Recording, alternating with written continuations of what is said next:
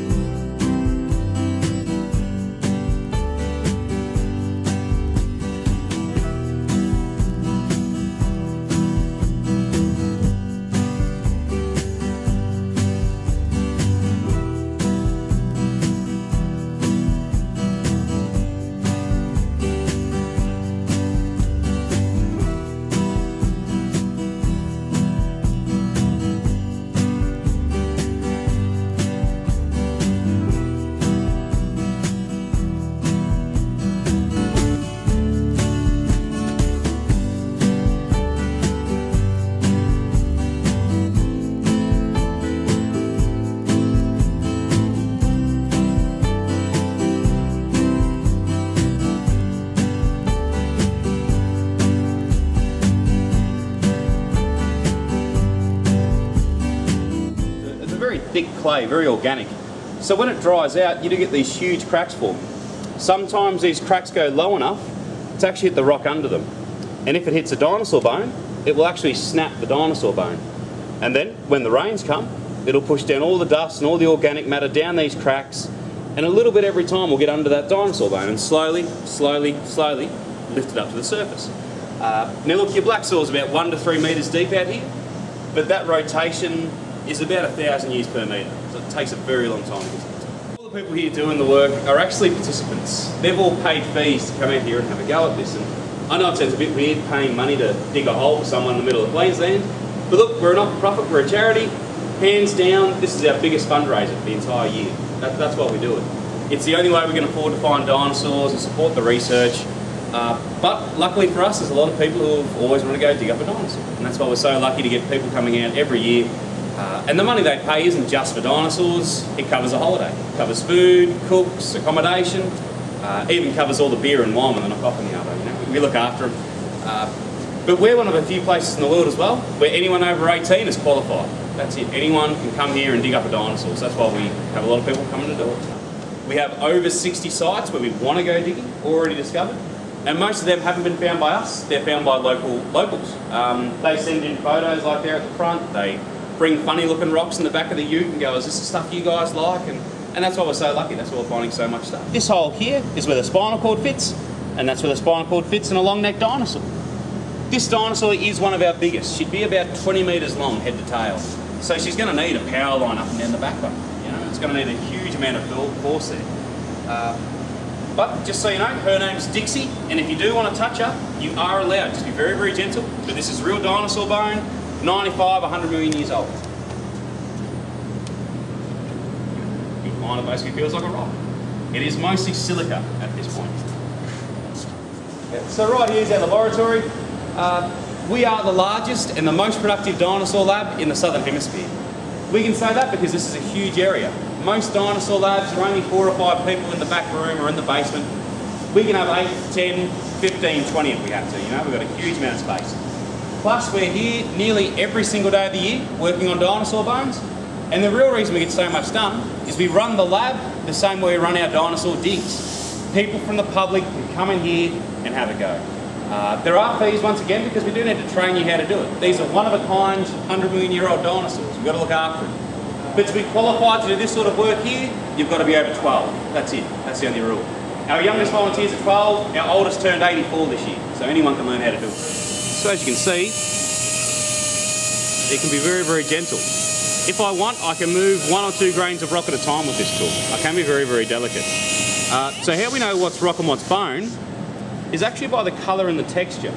Now this isn't the best one to show it to you, but I will anyway. You can see here, this quite dark zone, that's the actual bone, whereas the lighter yellowy kind of grey stuff, that's actual rock. So that's a little bit of an example there. So here's one of our volunteers, he's been coming out for the last couple of years now, a couple of weeks here or there. So when it comes to the volunteering, you can't just do it for the day, just to have a go. That's what my parents did, they wanted to see why I moved up here of all places, in the middle of nowhere. You can also do a training course, that's what Pete's done in the past. Once you've done 10 days of work in our lab, and as long as we're confident in your abilities, you get a certificate. That means you're an honorary technician, and then there's no more fees ever again. Because once you know what you're doing, they would be arranged in this circle structure we call a drum formation. That way as the animal stepped, all the toes would spread out just a little bit, kind of like a big shock absorber. You'll find elephants' feet are very similar. It's not that they're related, it's just it's handy when you weigh that much. This is Matilda, is it? This is Matilda, Dinosaurs, and this is about average size for a long-necked dinosaur. So, yeah, they're big animals. And that was the fingers? Yeah, the fingers there. You can see the big one, that's actually the thumb claw. And you wouldn't expect to find it out here, but this is where the bone was found.